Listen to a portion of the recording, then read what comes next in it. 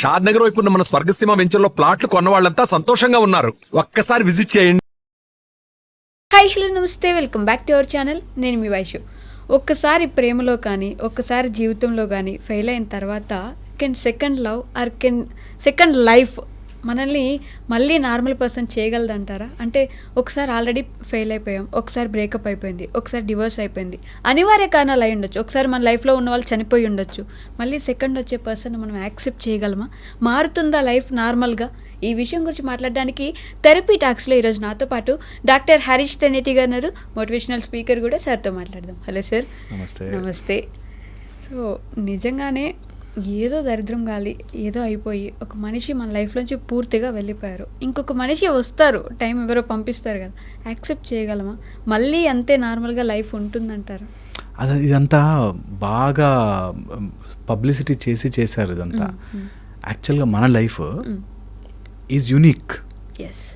దీనికి ఎవరు వచ్చినా వెళ్ళినా లైఫ్ పోదు. Exactly. Life is a beautiful your own experience. దీన్ని నిజంగా మైండ్కి గట్టిగా ఎక్కించుకోవాలి. దట్ ఎవరో వెళ్ళిపోతే నా లైఫ్ పాడైపోయిందనో, లైఫ్ పాడగాలే, ఆ మనిషి వెళ్ళాడు అంతే. మనం వర్డ్స్ కనెక్ట్ చేసేస్తాం. నేను ఎంత ప్రేమించాను, నా జీవితం అంతా ధారపోసాను, ఆర్ నా జీవితం అంతా సమర్పించేశాను, ఆర్ నా లైఫ్ అంతా నువ్వే అనుకున్నాను అనే దాంట్లో ఉన్నవాళ్ళే హర్ట్ అవుతారు. ఓకే, నా దగ్గర ఒక మంచి బంగారపు రింగ్ ఉంది, ఆ రింగ్ నా లైఫ్ అనుకున్నాను.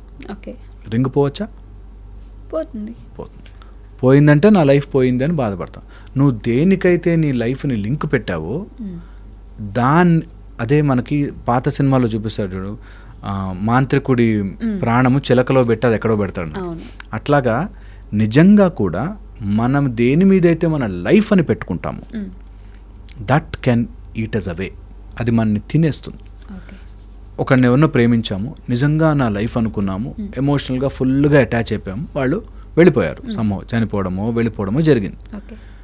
నా లైఫ్ ఇక్కడే ఉంది, వాళ్ళు వచ్చారు వెళ్ళారు. ఆ బ్యూటిఫుల్ కనెక్షన్ బాధేస్తుంది. అరే ఉండుంటే బాగుండేది అనే ఉంటుంది, ఖచ్చితంగా ఉంటుంది, ఉండాలి కూడా, అదే human emotion. At the same time ఆ ఒక్క ఎమోషన్ నన్ను తినేసి చంపేయకూడదు. అలా మనం మారిపోతే సెల్ఫిష్ అంటారేమో కదా సార్? ఎలాగా? వాళ్ళు వచ్చారు, వాళ్ళు వెళ్ళిపోయారు, వాళ్ళు వెళ్ళిపోయిన తర్వాత కూడా నేను నార్మల్ అయిపోతాను, ఇది నా లైఫ్ కదా అని అనుకుంటే సెల్ఫిష్. సెల్ఫిష్ అంటే ఎలా అని తెలుసా? వాళ్ళు వెళ్ళిపోయారు, ఇంకోళ్ళు దొరికారు అని అనుకుంటే selfish. I feel bad. At the same time నా లైఫ్ ఇలా ఆగిపోయి, అర్ధాంతరంగా ఆగిపోయి నేను ఇంకా బాధపడుతూ కూర్చోకూడదు అన్నది పాయింట్. ఓకే, ఇది ఎందుకు ఇంపార్టెంట్ అంటున్నానంటే, నీ మైండ్ నువ్వు ఎంత అలౌ చేయగలిగితే అంత కిందకి నేను గుంజుకోగలదు. ఓకే, ఎంత బ్యాడ్గానే వెళ్ళిపోవచ్చు, ఎంత లోపలికి. అందుకే మనకి ఎప్పుడు మైండ్ కంట్రోల్లో పెట్టు ఎందుకంటారంటే, ఒక్కసారి కొండెక్కుతూ ఎక్కడం చాలా కష్టం, జారామంటే పడిపోవడం చాలా ఈజీ. అలాగా ఒక్కసారి నీ మైండ్ పడడం స్టార్ట్ అయిందంటే ఎంత కిందకైనా తీసుకెళ్తుంది. ఒక్కసారి డిప్రెసివ్ దాని థాట్స్లోకి వెళ్తే ఇంకా కీప్ ఆన్ కిందకి ఆ లూప్లో తిరుగుతూనే ఉంటాం. అందుకని ఎవరైనా మన లైఫ్లోకి వచ్చారు, వాళ్ళు చాలా ఎమోషనల్ అటాచ్ అయి ఉన్నాము, వాళ్ళని చీట్ చేయనంత వరకు, వాళ్ళు ఏదైనా they have gone through or వాళ్ళు వెళ్ళిపోయారు మన లైఫ్లోంచి, వాళ్ళని మనం చీట్ చేయనంత వరకు అది సెల్ఫిష్ కాదు. చాలా చాలా క్లారిటీగా గుర్తుపెట్టుకోవాలి. అట్ ద సేమ్ టైం ఒకవేళ మన లైఫ్లోకి అలాంటి ఏదైనా సీన్ జరిగింది అంటే ఖచ్చితంగా ప్లాన్ ప్రకారమే నీకేదో నేర్పించడానికే వచ్చింది. ఈ లైఫ్లోకి ఏది వచ్చినా ప్లాన్ ప్రకారమే వచ్చింది, ప్లాన్ ప్రకారమే. మనకి ఇది ఎప్పుడు నేను ఆలోచిస్తుంటాను, భగవంతుడికి ఎంత పక్కడ్బందీ ప్లాన్ ఉంటుందంటే, అంత పెద్ద చెట్టుకి అక్కడెక్కడో కొబ్బరి బొండాలు పెట్టాడు. ఓకే, ఇలా ఒక టైప్ ఆఫ్ చెట్టుకి రేగిపళ్ళు పెట్టాడు, ఆలోవెరా లాంటి ప్లాంట్కి లోపలంతా జ్యూస్ పెట్టాడు. ఇట్లా అంత క్యాలిక్యులేటెడ్గా సృష్టి మొత్తం, ఏది మన అర్త్ కరెక్ట్గా అన్ని ప్లానెట్స్ మధ్యలో ఎగ్జాక్ట్ గ్రావిటీతో అలా తిరుగుతుంది. ఇంత పకడ్బందీగా అన్నీ జరుగుతున్నప్పుడు నీ ఒక్కడి లైఫ్ ప్లాన్ ప్రకారం జరగట్లేదని నువ్వు అనుకుంటున్నావు చూసామా, అక్కడ వస్తుంది ప్రాబ్లం. ఎవ్రీథింగ్కి ఒక ఖచ్చితమైన కారణం నీ లైఫ్లోకి ఉండి వస్తుంది. దాన్ని ఎప్పుడైతే మనం ఒప్పుకోలేమో అక్కడ వస్తుంది ప్రాబ్లం అంతా. Accept it. ఎవరన్నా మన లైఫ్లోంచి వెళ్ళారు అంటే సంథింగ్ బిగర్, సంథింగ్ బెటర్ ఏదో టీచ్ చేస్తుంది నాకు. I have to become more stronger, I have to become more contained, ఇంకొంచెం ప్రాసెస్డ్గా ఆలోచించాలి. ఆ బాధ ఉంది, అరే బ్యూటిఫుల్ రిలేషన్షిప్, బాధ ఉంది ఖచ్చితంగా, ఆ రిలేషన్షిప్ ఎప్పుడూ ఉంటే ఇంకా సంతోషంగా ఉంటుంది. అట్ ద సేమ్ టైం ఇప్పుడు లేదు కాబట్టి దాని గురించి పట్టించుకుని పదే పదే ఆలోచించడం నా మానసిక స్థితికి వీక్నెస్ అవుతుంది. అండ్ ఎప్పుడైతే మైండ్ వీక్ అవుతుందో you are no more connected to yourself internally.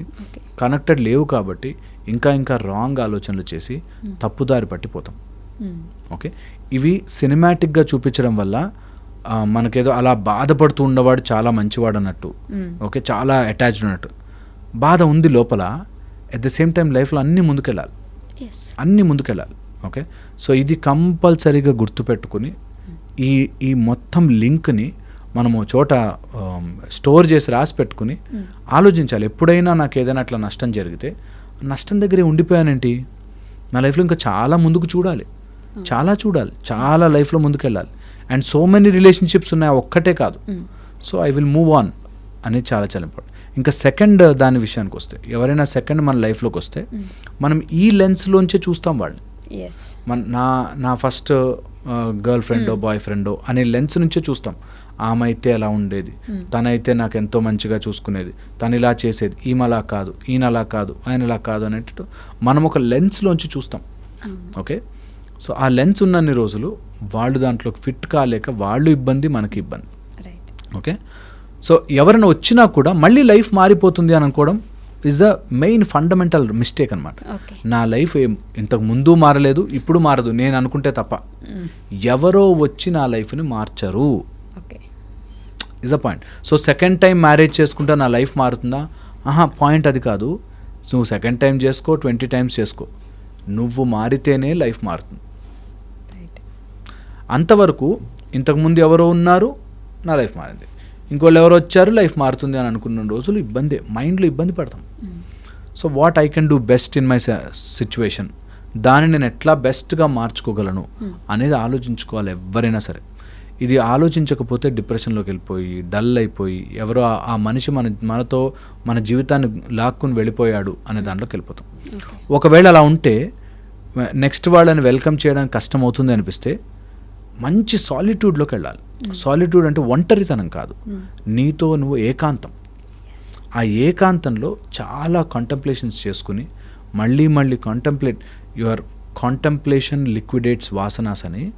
ఎప్పుడైతే మనం ఒక దాని మీద మంచి పాజిటివ్ చర్చ చేస్తామో, మైండ్లో పాజిటివ్ చర్చ, ఇది ఎందుకు ఇలా జరుగుతోంది అని చర్చ చేస్తామో, పూర్వజన్మ వాసనలు పోతాయి. ఓకే, వాసనలు ఇన్ ద సెన్స్ మనకి ఒక కార్మిక మెథడ్ ప్రకారం వస్తుంటాయి కదా, అవన్నీ ఎప్పుడో జన్మజన్మలుగా స్టోర్ చేసుకున్నవన్నీ పోతాయి. సో కాంటంప్లేట్, ఎందుకు నాకు ఈ సమస్య జరిగింది, అసలు నా నుంచి ఎందుకు ఇలా జరగాల్సి వచ్చింది, ఈ సమస్య నాకు ఎందుకు వచ్చింది, ఫస్ట్ మ్యారేజ్ కానీ ఫస్ట్ లవ్ కానీ తెలిసిన వాళ్ళు కానీ బాస్ ఎవరైనా బిజినెస్లో కానీ ఎందుకు ఇలా మోసం జరుగుండొచ్చు నాతో అని గనక మనం ఆలోచించుకుంటే, పాజిటివ్గా ఆలోచిస్తే, నెగిటివ్ సైడ్కి నాకేలా జరుగుతుంది అని కాకుండా ఎందుకు జరుగుండొచ్చు అని ఆలోచిస్తే you will see so much of connection. ఇలా జరిగింది and accept that and change yourself. ఈ సెకండ్ టైం వచ్చిన వాళ్ళు మారుతారని చూసా, వాళ్ళు వచ్చే లోపల నువ్వు చాలా మారాలి. మారినప్పుడే అక్కడ వచ్చేది సెకండ్ మనకి లైఫ్ బెటర్ అవుతుంది. నేను ఏం బెటర్ అవ్వచ్చు, నేను ఏం మారచ్చు, నేను ఎంత పాజిటివ్గా వెళ్ళొచ్చు, ఇది చాలా ఇంపార్టెంట్. మారచ్చు అనగానే కాంప్రమైజ్ అవ్వచ్చు అనుకుంటారు. కాంప్రమైజ్ కాదు.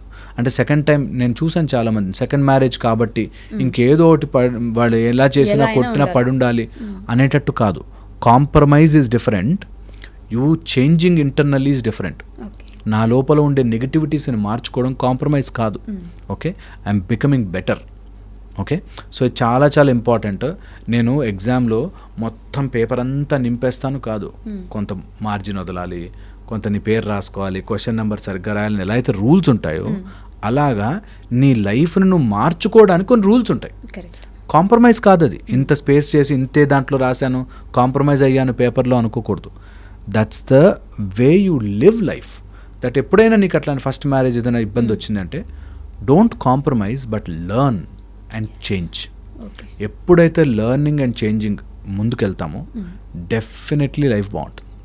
డెఫినెట్గా second marriage or second relationship, ఇంకొక రిలేషన్షిప్, ఇంకొక బిజినెస్ మనకు వర్కౌట్ అవుతుంది. ఎందుకంటే you have learned and grown about it. ఎక్కడి నుంచి అయితే నేర్చుకుని ముందుకెళ్తామో ఖచ్చితంగా గెలుస్తాం. Yes, that's the point. Thank you sir. Sir, one life lesson what medicine has taught you. whatever you can do without expecting. But I really believe మన positive attitude ఉంటేనే మనం ఏదైనా సాధించగలం. గట్ ని మనం కరెక్ట్ గా డీల్ చేసినట్లయితే అది మనకి పాజిటివ్ హార్మోన్స్ ని రిలీజ్ చేస్తుంది. షుగర్ వచ్చిన వాళ్ళ పరిస్థితి ఏంటి? పొట్ట దగ్గర పెరిగితే దాన్ని ఆండ్రాయిడ్ అంటారు, ఆండ్రాయిడ్ ఫోన్ కదా. అసలు థాట్స్ ఎందుకు వస్తాయి? బ్రెయిన్ డెడ్ అంటే దానికి ప్రపంచం అంతా కూడా కొన్ని నిర్దిష్టమైనటువంటి లక్షణాలు ఉంటాయి. మానసికంగా ధైర్యంగా ఉంటే క్యాన్సర్ జయించవచ్చు. You are a doctor for a cause sir, అంతే. వాళ్ళకి వచ్చిన ఆదాయం కాకుండా ఫ్రీ సర్వీస్ ఎంతమందికో చేస్తారు.